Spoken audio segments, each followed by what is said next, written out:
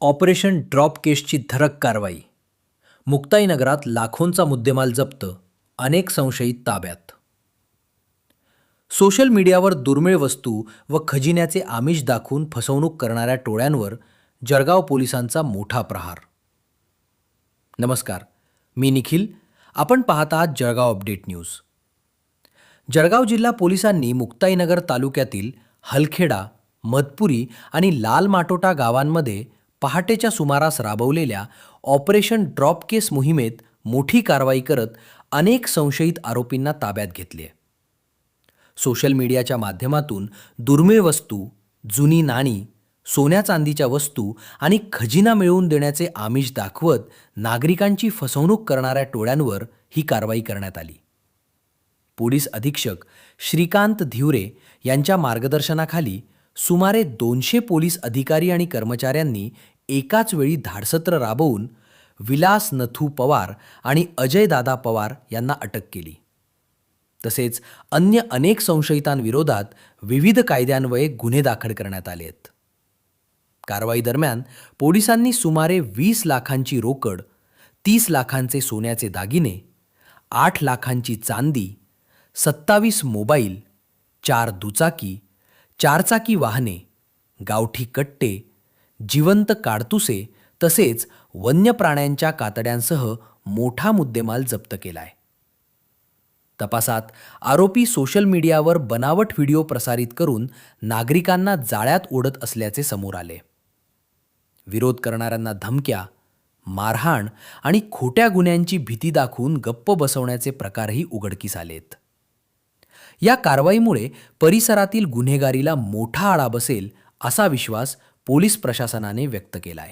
Muktainagar police station अंतर्गत लालमोटा, हलखेडा, मदापुरी, जोजनखेडा आणि चारठाणा या गावामध्ये जळगाव पोलिसांनी ॲडिशनल एसपी संदीप गावित, त्याचप्रमाणे एसडीपीओ केदार आणि अडसूल पीआय यांच्या नेतृत्वाखाली आज एक मोठा आपण एक ऑपरेशन राबवलं होतं. त्या ऑपरेशनमध्ये आपल्याला मोठ्या प्रमाणामध्ये यश मिळालेलं आहे. त्याच्यामध्ये एकूण 20 लाख रुपये आपल्याला कॅश मिळालेली आहे. त्याचप्रमाणे आपल्याला जवळजवळ 300 ग्रॅम सोनं मिळालेलं आहे, जवळजवळ 2.5 किलो चांदी मिळालेली आहे. त्याच्यामध्ये काही डुप्लिकेट नोटा देखील आपल्याला मिळालेल्या आहे. या गावांची मोडच अशी आहे की इथे मोठ्या प्रमाणात फेसबुकचा आणि सोशल मीडियाचा वापर करून लोकांना खोटं सांगून इथं आणलं जातं. त्यांना काही आमिष दाखवले जातात. उदाहरणार्थ तुम्हाला नागमोडी देऊ, तुमचे पैसे डबल करून देऊ किंवा इतर गोष्टी त्यांना सांगून त्यांच्याकडनं पैसे घेऊन त्यांना मारहाण करून, पोलिसी भाषेमध्ये याला ड्रॉप केस असं म्हणतात, असं करून त्यांची लुबाडण्याच्या एक मोठ्या केसेस आपल्याकडे दाखल होत्या.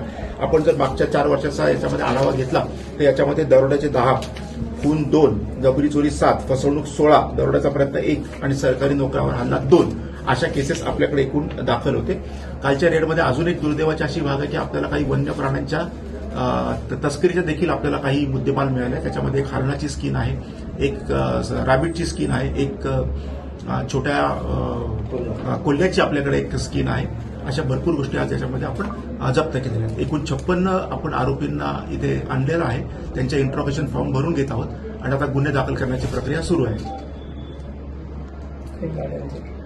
सर, वाहनं देखील आपण जप्त केले, 4 चाकी, दुचाकी, यामध्ये काय? याच्यामध्ये एकूण आपण 10 वाहनं आता आणलेली आहेत, ज्याचं सॅटिस्फॅक्टरी त्यांना आपल्याला उत्तर त्यांना देता आलेलं नाही.